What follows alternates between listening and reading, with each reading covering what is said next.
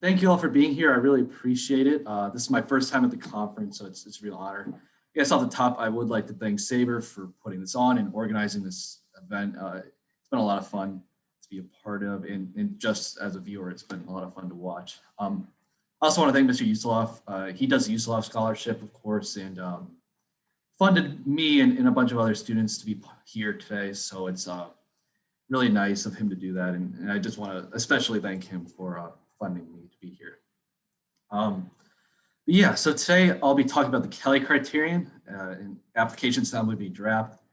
There's a lot of people here, a lot of analytically inclined people. So I'm going to assume some people know about the Kelly criterion if you're a finance person maybe, but others may not. And so I'm going to start off with kind of a brief introduction of what the Kelly criterion is. But yeah, this live transcript is funny, as it has all the, every time I say okay, great. So the Kelly criterion, so what is it? What are we doing here? It's kind of a gambling thing, but again, we'll bring it back to finance and then to baseball, of course. So what's our goal with the Kelly criterion? The goal is to maximize the expected growth of our bankroll. And how's this done? This is done by maximizing the expected geometric growth rate. So let's put that into English. The geometric growth rate, that is just our average arithmetic growth rate minus this volatility drag. And so why is this important? This is important because arithmetic returns can overstate actual returns, especially when we have high variance. So the classic example of this is like when your portfolio goes up 10% in a year, and then the next year it goes down 10%. And if you add those two together, you add plus 10 and minus 10, you get 0. Geometrically, though, you'll get like 0.998, something like that, right? So less than 0. And so it's less than what you should be. And so what ends up happening is like, and that's the correct answer. Like you end up with less than what you had before. And so geometrically that accounts for that, whereas arithmetically we don't. And so I kind of give the formula right here in this one approximation. And so what we do, this kind of returns a percentage of the bankroll to be risked while making sure that he or she does not go broke. So in practice, this can be kind of problematic, right? Kelly, like, so if you're doing this for like a closed system, like blackjack or like dice, I guess, or even like those like intro to probability problems where you can correctly find the true probability of something. That's when you can Kelly like very confidently. But in the real world, which is where we live, of course, in open systems, we can't always know the true probabilities. And so sometimes we can overbet, or even less concerningly, underbet, but mostly overbet and go broke. So that's obviously not good. But in today's presentation, we'll live in fantasy land and assume all of our probabilities are correct. And so let's kind of move on to like derivations of the Kelly criterion. So we have this, I first list the classic Kelly formula. And so what is this? You can see here, this is great if you want to wager on like the Packers beating the Lions or I don't know, the Lakers beating the Heat, things like that. But that's not super helpful for what we want to do today, which is prospect valuation and stuff. And so we kind of I want to return to the original derivation, and I summarize it here in this bullet point with the max of fx. And we can go this term by term. And so P1 is just the probability of event 1 happening, and then T1 is a payoff of that happening. X would be the fraction of bankroll risk. And we expand this to as many outcomes as we want, right? So this lets the user expand the number of outcomes. And so that's really powerful, right? So we can generalize this across as many outcomes as we want. And as a corollary to this, we have this expected growth. So you can take your bankroll and maximize it, and multiply it by e to the f of a. So not great notation here, but a is just the percentage that maximizes this function, the first bullet point. Okay. So hopefully that is a good primer on how to use the Kelly criterion. But let's talk about what we can solve with this. So the main portion of this presentation that I want to talk about is just general prospect evaluation. So we have all these, like being able to model a prospect's path and all the distributions have gone like very good now than even 5 years ago with all the Rapsodo and TrackMan and things of that nature. And so we can have increasingly complex distributions rather than just saying makes the major leagues and not makes the major leagues. And so we can use the Kelly criterion, expand the number of outcomes we have, and correctly value that. But what's also interesting is we can solve neat edge cases. And so I'll give the example of like two players with the same expected value, but different risk profiles and who's more valuable. So in your head, just think of this as like, you'll hear this come draft time every year, where it's like, we got this player from the SEC who's performed well for 3 years, and he might have a really high floor, but maybe a lower ceiling. So a high floor, low ceiling guy. And we're comparing him to a high schooler who's has a low floor because don't know much about him, but a really high ceiling. And so those maybe average out to the same thing, but they're clearly not the same players, right? And we know that qualitatively, but quantitatively, we can do that with the Kelly criterion. And then finally, I'll round up talking about the value of draft picks. And so more specifically, team control. So with the CBA coming up, that seems to be a contentious thing, team control. And so we can kind of think about that under Kelly criterion constraints. Let's start small here. So I'll give the situation of we have two senior signs. What that is seniors who have exhausted all their eligibility. And for players like this, we're just really happy if they make the major leagues at all. So we'll have a small. And so we have these. So what are our payoffs here? We want to standardize our payoffs into units, right? And we'll let one unit in this example be 10 grand. And if the player makes major leagues, the value of that is $1 million. Now, of course, that's not accurate. It's almost definitely not $1 million, but it divides really nice. So that's why I chose $1 million. And so we'll have our payouts be -1 and 100. And then I'll give the probabilities in this nice matrix here. Okay. And so what do we get? We get this. So we get that player B, we should risk about 4% of our bonus pool. And for player A, risk about 2%. And these are kind of like our expected growth figures here, 1.01 and 1.04. And so as I kind of note here, we should spend about 2% of the bonus pool in senior signs. So we really I really overshot this estimation, right? But wasn't kind of important is the ratio here. So B should pay, the team should pay B twice as much as A. And what's kind of interesting here is that if we just looked at straight expected values, we would have gotten roughly the same ratio. So there's no real advantage yet. And this is kind of to be expected, right? Because like there's not a lot of outcomes, so there's not a lot of variability. And so it kind of makes sense that they'd be very similar. But let's expand to more outcomes, right? This is kind of more interesting. And so we'll compare like two college juniors, and they have more upside, and they have more leverage, of course.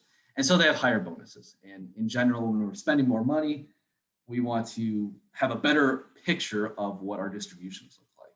And like I said, all this modeling capability that we have, we're able to do that. And so it's kind of fun. And so here's kind of our probability and payoff matrix here. Miss is, of course, missing the major leagues. Average is just this lame or vague term budget, average player and then a star.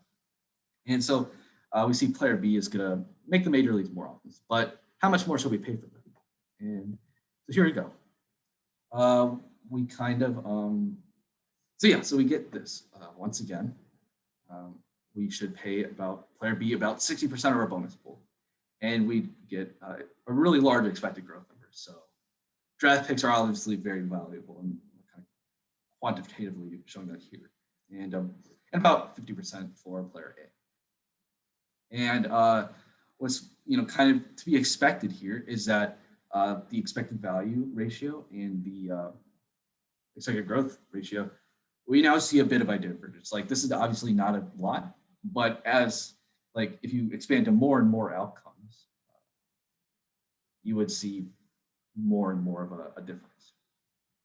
And so we start to see how adding more variance, more parameters widens this gap. Great. And so let's get to kind of like our major edge case here. And this is kind of, I think this is really neat. This is kind of, let's remember our SEC player, we'll have him be player A here. He's kind of our safe player. And that high schooler, that'll be player B. And much more risky as we see, but it'll become a star player more often. So that's exciting, right? But like pretend you didn't see, anything to the left of the expected value column. You might think they're the same, but just by looking at it, they're definitely not the same player. And so what do we get? Okay, so we get that player A is actually more valuable, and we should risk about 50% of the bonus pool for player A, but only 40% for player B. So we get this like 10% swing despite nearly identical expected values, which is, I think qualitatively, like we would expect to see that, right? But it's just hard to prove that quantitatively without other things. And so we pay about 1.24 times more for player A than player B. That's kind of like the actual one. And again, the pretty large expected growth values here. And so this is like a much cleaner picture of the differences between the two players, which is our goal. Okay, so awesome. But why are we doing all this? Like, what are the kind of getting at like the benefits of this approach? So when we just rate players on like kind of an expected value approach, okay, sorry, I saw the chat. Sorry. Okay, so when we're looking at expected value approaches, it's kind of vague as how much to pay for an additional dollar of expected value, especially when you have bonus pool constraints. And so, like look at this example here. Like player A has an expected value. Sorry. So player A has an expected value of about $1 million higher than player B. And kind of like the question to ask is, should we be paying player A $1 million more if we're trying to maximize our bonus pool? And the answer is probably not, right? And this kind of hits on like this idea of overbetting. So you can like, even though something's positive expected value, you can still end up going broke, right? And that's because you overbet. And so when you're just strictly looking at expected value, it's very difficult to do that. And I think, I just think it's kind of difficult to not overbet. In contrast, when we're using the Kelly criterion, we know how much an additional percentage will grow our bonus pool. So I think that's really valuable. That gives us a precise definition or like a precise amount that will maximize what we're trying to do. We're trying to get as much out of our bonus pool as we possibly can. And so kind of like, let's look at this last example. Take from the last example, and we're going to assume we have a $10 million bonus pool.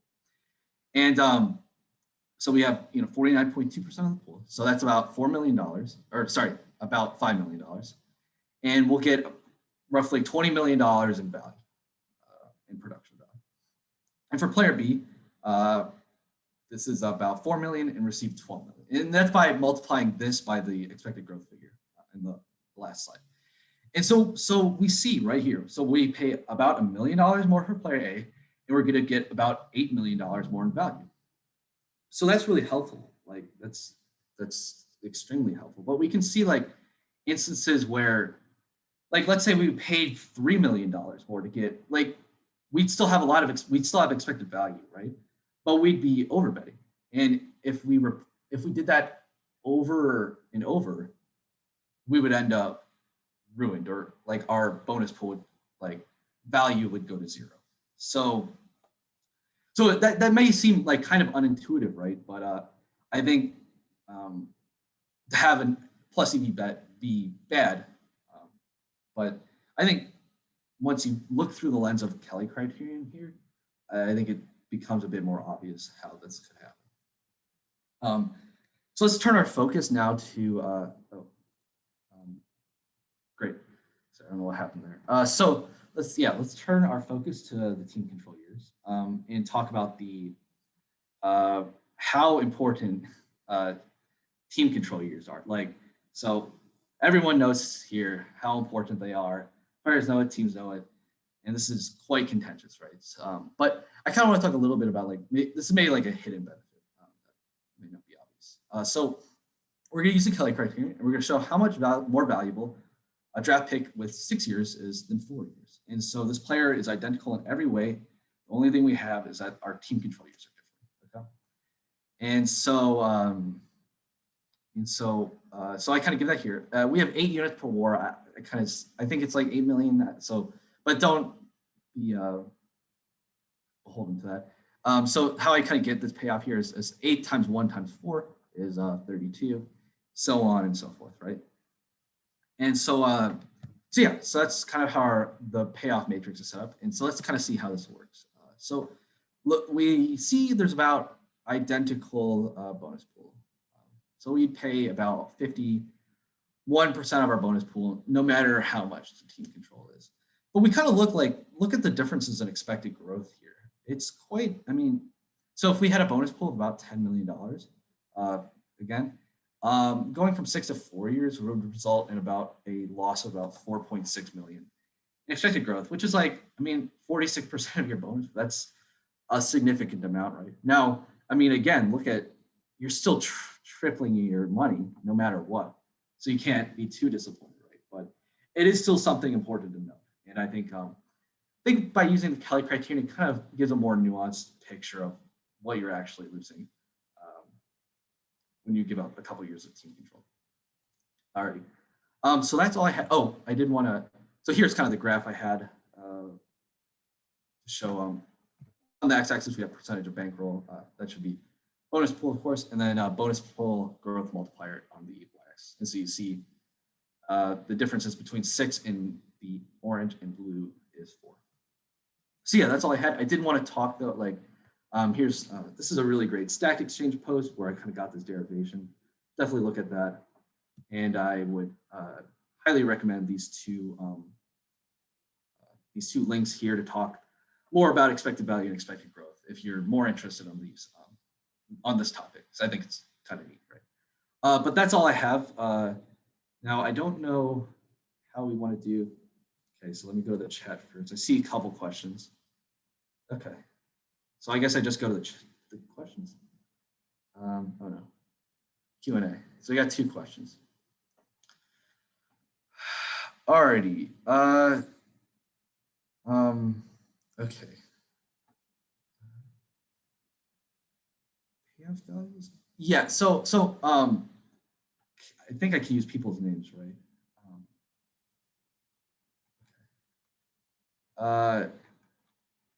So for Mr. Costello here, can you use this model in the free agent market or undrafted free agents? Okay. I think so. I mean, yeah, of course. Like in the free agents, I hadn't thought about it in that way. That wasn't like what I was thinking, but yes, that's certainly possible. I mean, you still have probabilities and payouts, right? So that's all you really need for the Kelly criterion. I guess the one like difficult thing is you don't really know what your bonus pool is, right? You kind of know as like whatever the soft cap is and whatever the luxury cap is, and what a percentage of that you would want to use on a player. So in that sense, yeah, that would be kind of the way I think. But yeah, that's a nice question. For sure, I would have to think about that more, but definitely. Okay, sorry, there's a lot of questions here. Okay. Michael or Mr. Ryder, yes, that is exactly how you. So he asks how to calibrate payoff values in the real world to use WAR. That's how I would do it. Yes. Now, I don't really know, like, I think I've seen a lot of great work on Fangraphs done about like the nonlinear payoff curves, but all you just need is a payoffs, and you can convert that WAR to dollars, right? So that's exactly how I do it. To what Mr.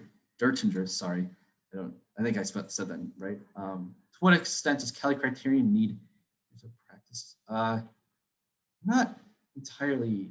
I mean, not entirely sure what that means. I apologize. You're, how many years would you? I guess a while, right? But that's no different than drafting in general. You need a lot of time to figure out what your edge is. I guess if that's your question, like, yeah, it is very difficult to calibrate what your edge is or what problem is. Mr. Schneider, yeah, I didn't do any of this for the otters. I'm sorry about that. Okay. Um, Sure, exact way that franchises measure a player's probability of success. I mean, almost certainly, right? Like that's how you. I've seen there's so many great models out there. I'm blanking on the Sparkman or something like that. I don't know. It does a great model in it, but I think every team has a model of how to evaluate this, the different outcomes. So yeah, Mr. Yanin, I'm sorry, I apologize. What are your thoughts on the application of this model for other sports? Yeah, of course.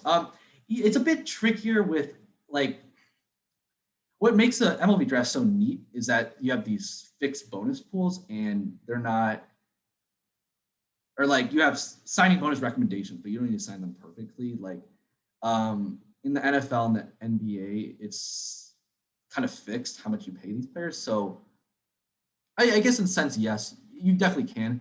It's just I hadn't like maybe it's just kind of less. It would be more like modeling like a free agent as as Mr. Costello mentioned. Oh boy. Uh, okay. Um, if is this how I would build my farm system? Yeah, I guess that's an interesting question. So it seems this model, it's not my model. I mean, the Kelly Criterion's been around forever, but the it values high floor players more. And is that how you build your farm system? Yeah, I think so.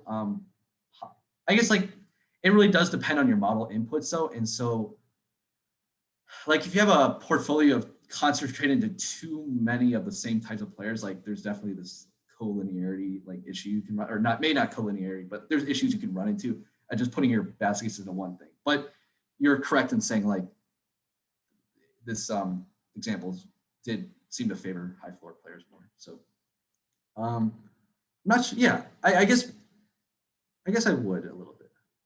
That's a tough question. I'd have to think about it more. I'm sorry. Okay. All these chats are so nice. And then I don't want to overgo. So, oh, great.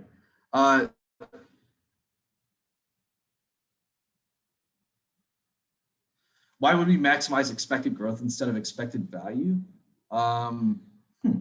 Well, so I mean, I did list a couple that one of those Stack Exchange posts kind of elaborates on that. But I see what you mean. Yes, that is an interesting distinction about the free agent budget resetting every year. I don't know. I still think it's like the cleanest expression of maximizing your dollars. But that is an interesting point you bring up. Because yeah, that is difficult. So yeah, thank you for that question. Though I'm gonna write that down. I'll write that later. Okay. Mr. Stotler asks if 20 round affects the model. Not really. I mean, in the sense that like it affects. That's just no, it wouldn't.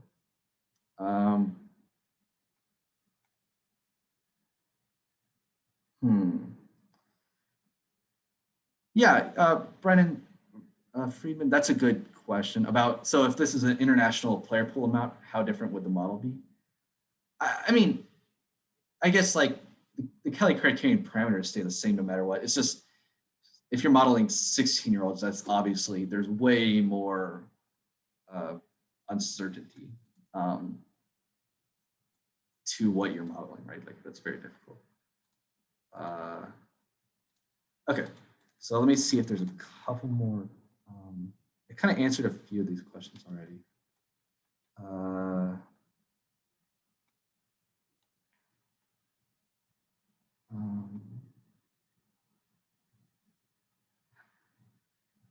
Alex Furlis, I kind of answer. I mean, this model can be applied in real world. Can you get the data? I mean, that's kind of proprietary, I think, but yeah. Okay.